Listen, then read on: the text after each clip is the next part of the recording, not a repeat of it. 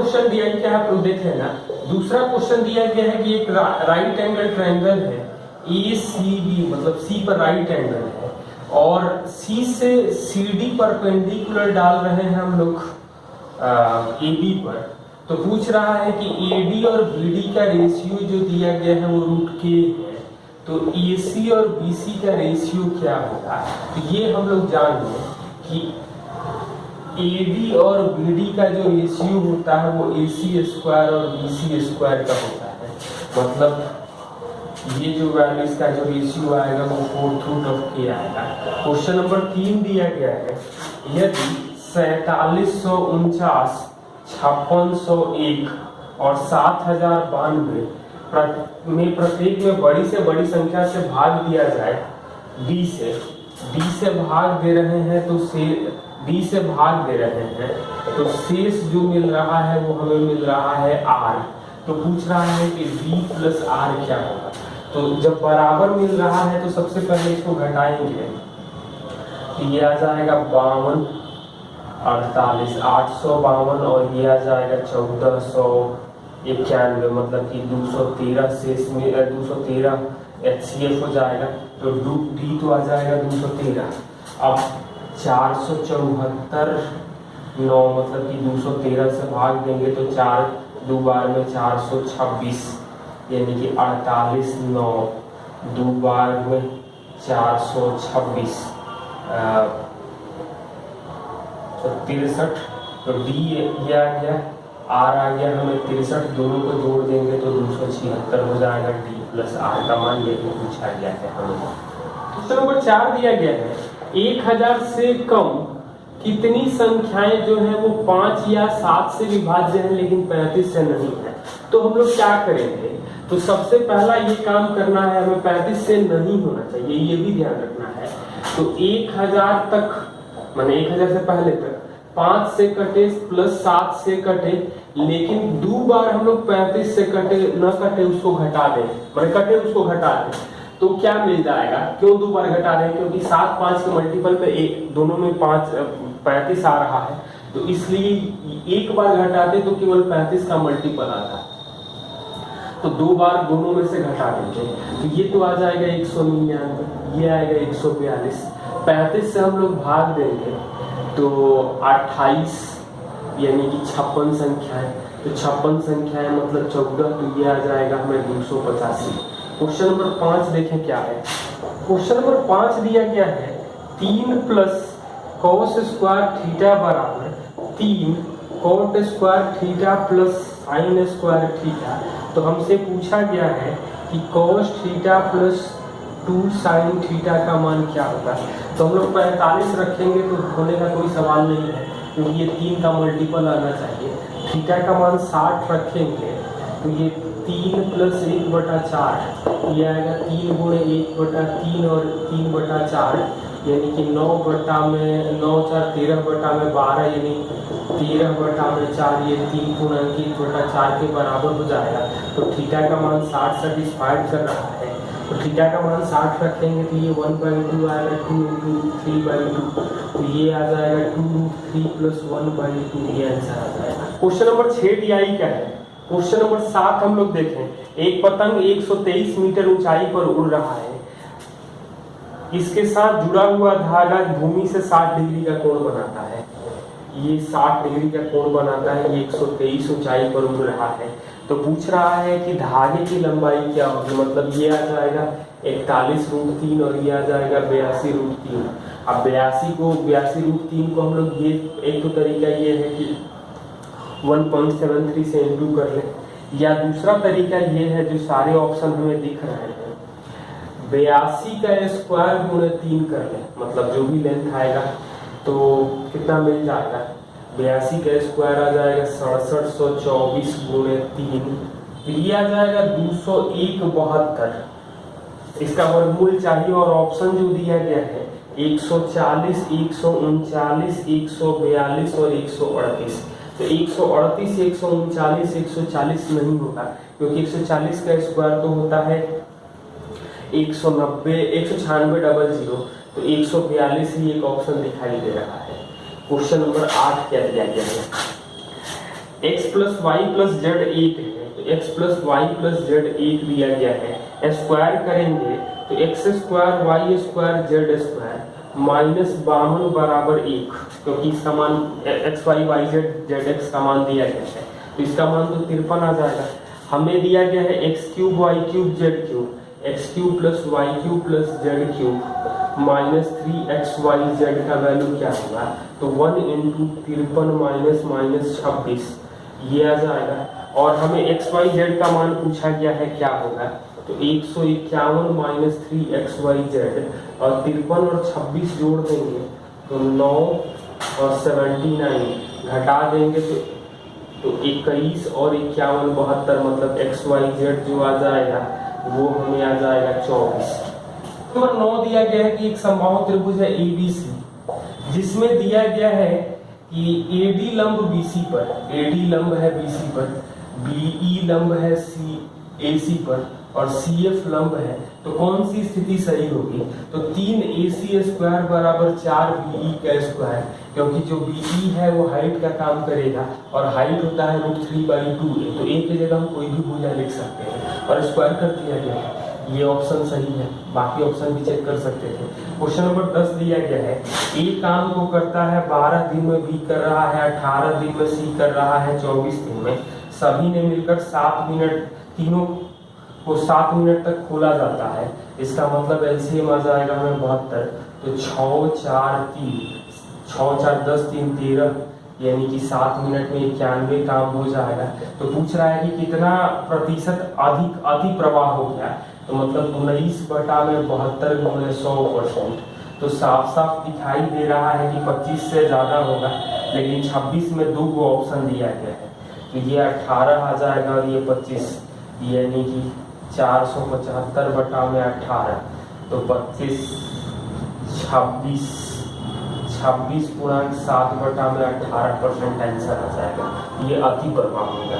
Question number 11 दिया गया है, 11 सिंप्लीफिकेशन का क्वेश्चन है, आप लोग देख सकते हैं। क्वेश्चन नंबर 12 दिया गया है, tan 11 थीटा बराबर cot 7 थीटा, और हमसे पूछा गया है sin square 6 theta plus sec square 9 theta plus cosec square 12 theta का मान क्या होगा। तो यहाँ साफ साफ दिखाई दे रहा है कि 11 थीटा प्लस 7 थीटा 90 आएगा, मतलब थीटा का मान 5 आ जाएगा। तो sin स्क्वायर 30 मतलब 1/4, सेक स्क्वायर 45 का मतलब 2 हो जाएगा, और कॉसेक स्क्वायर 60 का मतलब 4/3 हो जाएगा।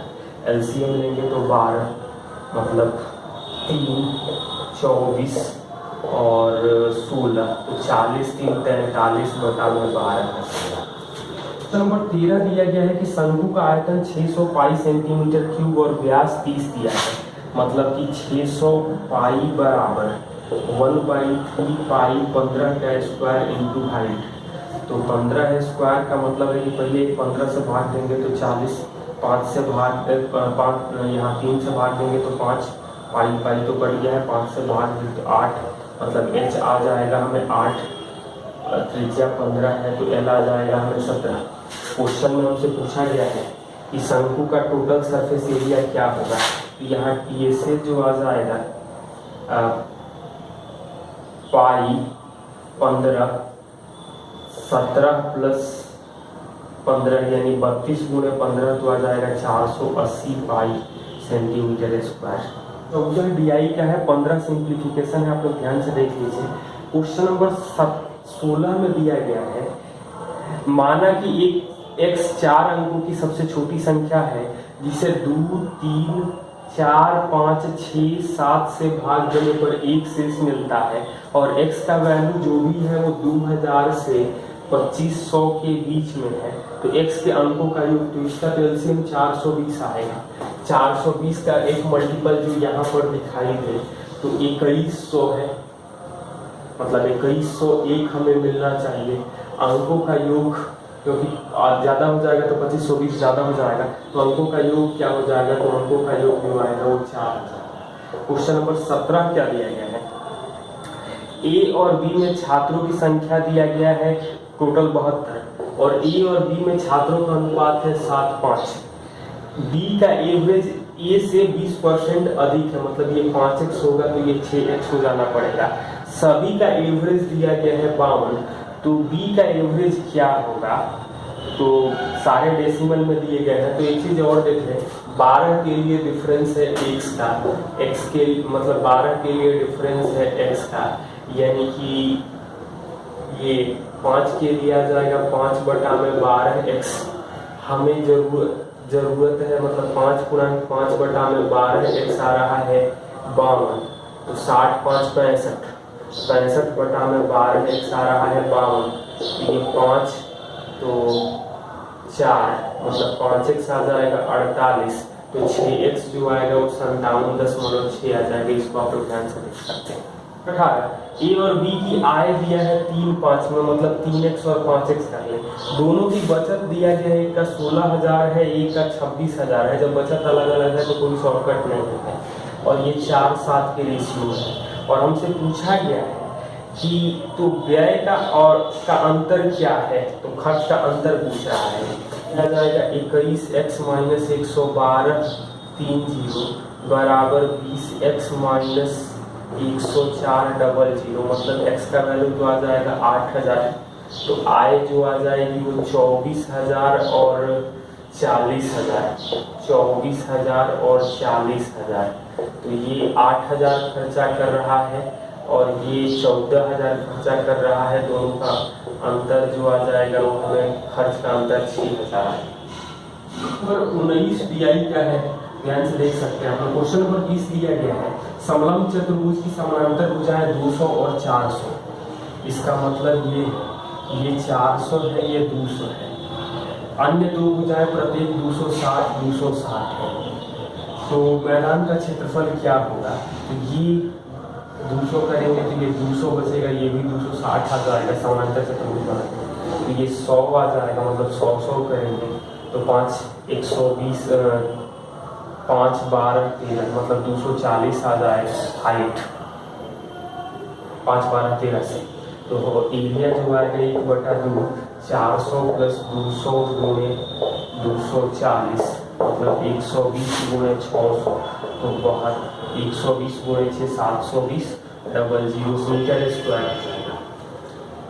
क्वेश्चन नंबर 21 DI का है, देख सकते हैं। क्वेश्चन नंबर 22 दिया गया है, ABC 2/5 3/4 और 5/8 में धन लगाकर व्यापार करते हैं।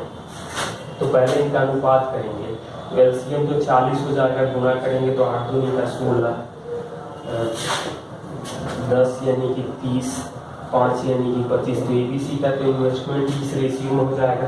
कह रहा है कि 4 महीने बाद ए 50% बढ़ा देता है, तो 4 महीने बाद 50 बढ़ा देता है यानी 24, और बी 20% कमी करता है, और बी 20% कमी करता है मतलब ये 80 यानी कि 24 × 8, ये भी 8 हो जाएगा। वर्ष के अंत में मतलब सी में कोई चेंज नहीं आ रहा है, मतलब 12, तो 4 से भाग दे दें तो 2 ये 3, अब ये आ जाएगा 48 16 यानी 64, 30 और 48 यानी कि 78 और 75, ये रेशियो आ जाएगा। हमसे पूछा गया है कि 2,82,100 के लाभ में बी का हिस्सा क्या होगा, तो 2,82,100 के लाभ में बी का हिस्सा क्या होगा, तो बी का जो भी हिस्सा होगा वो 78 का मल्टीपल होना चाहिए। तो पहले हम लोग जोड़ दें 153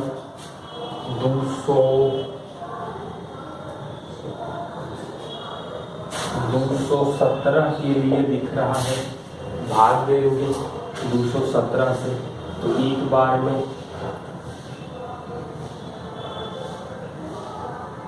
1300 आ जाएगा। तो 78 के लिए आना चाहिए 78 × 1300 13 169 1014 आएगा। दिया गया है एक रेखा 6 सेंटीमीटर त्रिज्या वाले वृत्त को स्पर्श करती है। ये 6 सेंटीमीटर त्रिज्या का वृत्त को स्पर्श करती है। अन्य रेखा उसको स्पर्श करती है लेकिन समानांतर है। तो समानांतर है यानी कि इसका जो बीच की दूरी होगा वो व्यास के बराबर होगा। तो ये व्यास जो आएगा इसका 12 आ जाएगा, तो बीच की दूरी भी 12 ही आ जाएगी। क्वेश्चन नंबर 24 दिया गया है, रघु ने एक वस्तु 20% छूट के बाद 180 में बेच दिया, कोई छूट नहीं देता तो 20% लाभ होता, तो सीपी क्या है? तो 80% एमआरपी का आ रहा है 180, यानी एमआरपी जो आ जाएगा वो आएगा 225। कह रहा है कि 20% लाभ होता है जब ये छूट नहीं देता तो सीपी का 6/5 आ रहा है 225, 3 से भाग देंगे तो ये 75, यानी सीपी जो आएगा 187.5। और 25 का क्वेश्चन दिया है, आप लोग देख सकते हैं।